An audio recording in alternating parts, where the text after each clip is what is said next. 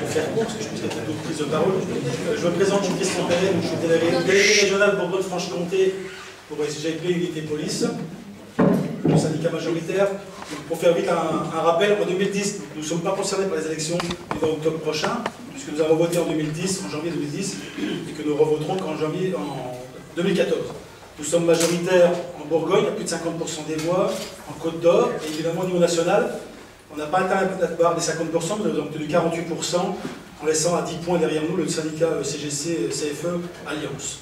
Donc par le cycle FO, qui a été porteur pour des adhésions en termes de voix et adhésions en termes d'adhérents, moi je n'ai aucune crainte quant aux prochains résultats des élections le 20 octobre qui va vous concerner pour la plupart d'entre vous dans cette salle. Donc, le cycle, c'est pas le problème, c'est surtout l'activité au quotidien des délégués qui représentent FO dans les entreprises et dans les services publics.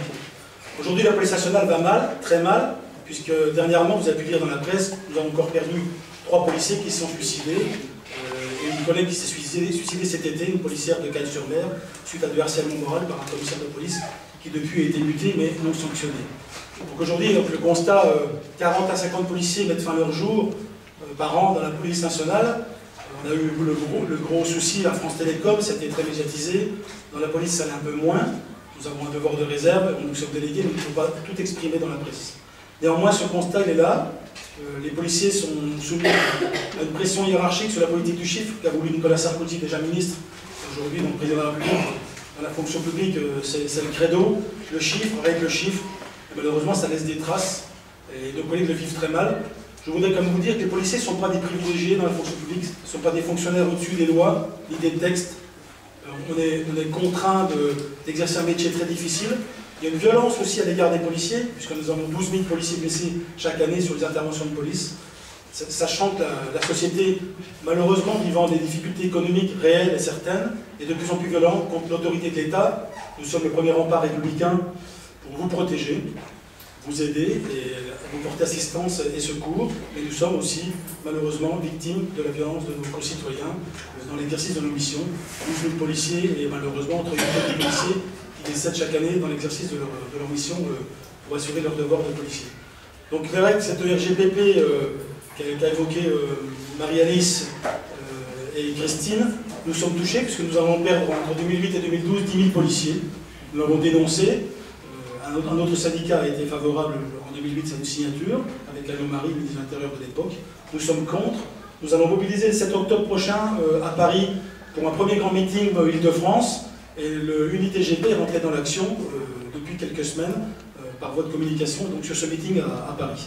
Donc on ne fait que débuter une action qui va monter crescendo, évidemment, jusqu'à la fin de l'année. Après, il y a les élections politiques en France qui gênent évidemment l'action syndicale pour éviter toute forme de récupération politique par le gouvernement, le pouvoir et l'adversité syndicale. Alors cette RGPP est très néfaste. À Dijon, nous avons perdu donc, 10% des effectifs, 400 policiers, on a perdu 40 policiers en 6 ans. Donc évidemment, les missions de service public sont de moindre qualité. Nos concitoyens nous critiquent puisque nous ne sommes pas assez réactifs. Manque d'effectifs, évidemment. Pas assez réactifs sur les missions de police secours, ce qu'on les appelle 17, que vous connaissez lorsque vous avez affaire à la police pour les besoins des assistances. Donc c'est un constat qui est très, très mauvais aujourd'hui, minimisé par les pouvoirs publics, par les représentants de l'administration de police. Nous avons de cesse de le dénoncer. La réforme de la garde à vue entraîne aussi un taux d'élucidation en baisse de 20% depuis le mois d'avril. Alors malheureusement, réforme de la garde à vue, dans la procédure judiciaire, il y a les auteurs, il y a les victimes. Aujourd'hui, la place des victimes est complètement oubliée. Les auteurs pourront peut-être s'en sortir encore mieux qu'hier avec la réforme de la garde à vue, puisque les avocats ont accès au dossier très rapidement. Alors si la réforme de la garde à vue était peut-être nécessaire pour améliorer les conditions de garde à vue des délinquants potentiels ou des criminels, il faut savoir que les victimes sont les premières à nouveau, au premier rang d'être à nouveau victimes, puisqu'en élucidation, nous sommes en performance depuis 6 mois. Malheureusement, on le déplore.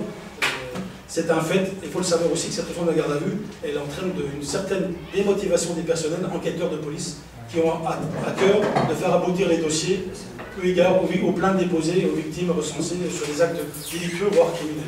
Voilà, je ne veux pas prendre la parole plus longtemps. Juste pour rappeler quelques vérités quand même, les policiers ne sont pas privilégiés, ne sont pas des nantis, ils ne sont pas au-dessus des lois. Nous sommes dans l'esprit républicain, défense de la République, avec FO à nos côtés et inversement. Donc nous comptons sur FO compte sur nous. On l'a démontré en 2010 et on continuera à travailler en toute liberté républicaine, sans appartenance politique, pour la défense des salariés du service public de la police, que je connais le mieux, parce que ça fait 30 ans que j'y exerce. Je connais beaucoup moins le privé. Enfin, je suis issu d'un milieu privé et milieu ouvrier, donc je sais ce que mon père a enduré aussi. Ben, je vous remercie.